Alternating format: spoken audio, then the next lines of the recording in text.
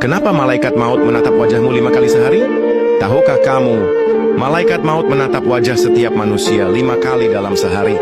Dia melihatmu, memperhatikanmu.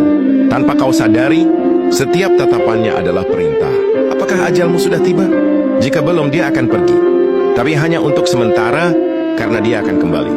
Bisa jadi, saat kamu tertawa sekarang, dia sedang berdiri di sampingmu, menunggu perintah terakhir.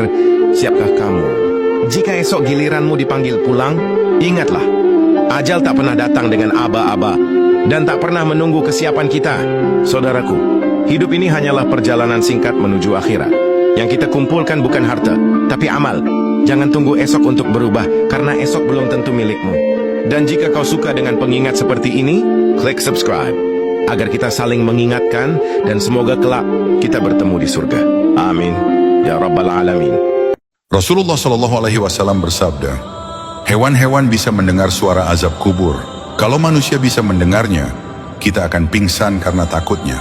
Azab itu benar-benar nyata, tapi Allah tutup pendengaran kita sebagai bentuk kasih sayangnya. Coba bayangkan, di balik tanah yang tampak tenang itu, ada jiwa-jiwa yang disiksa setiap hari. Mereka berteriak, menangis, memohon ampun. Tapi semua itu tak terdengar oleh telinga manusia. Kita berjalan di atas kubur, tertawa, bercanda, tertidur nyenyak.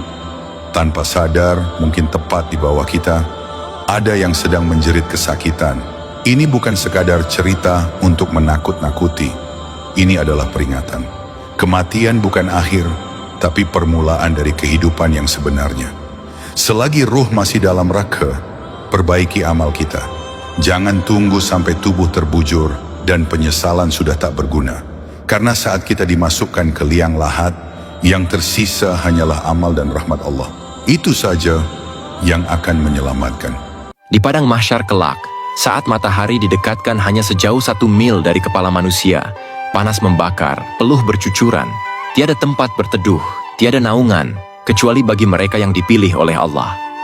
Hanya ada 7 golongan yang berhak mendapatkan naungannya di hari itu. Pertama, seorang pemimpin yang adil, yang menegakkan kebenaran tanpa memandang siapa yang dihadapinya. Kedua, pemuda yang tumbuh besar dalam naungan ibadah kepada Rabb-Nya, jiwanya terpaut pada sujud, hatinya terikat pada ketaatan. Ketiga, orang yang hatinya senantiasa rindu kepada masjid, tempat ia merasa damai, tempat ia kembali. Keempat, 2 insan yang saling mencintai karena Allah, bertemu karenanya, berpisah pun tetap dalam cinta yang sama. Kelima, seorang lelaki yang diajak pada maksiat oleh seorang wanita rupawan, namun ia berkata, "Sungguh, aku takut kepada Allah." Keenam, seseorang yang bersedekah dengan penuh keikhlasan, hingga tangan kirinya tak tahu apa yang diberikan oleh tangan kanannya. Dan yang ketujuh, seorang yang berzikir di kesunyian malam, lalu berlinanglah air matanya, karena cinta dan takutnya kepada Allah. Semoga kita semua termasuk dalam 7 golongan mulia itu, yang bernaung dalam kasih dan rahmat-Nya di hari tiada lagi perlindungan selain darinya. Kita tak ada masa dah, tuan-tuan. Besok orang tinggalkan kita di dalam kubur dalam keadaan seorang diri dan tidak ada teman. Tak ada siapa mahukan kita. Sebab itu jasad kita apabila kita meninggal dunia, orang akan cepat-cepat ke bumi kan. Kenapa, tuan-tuan? Sebab tubuh kita busuk.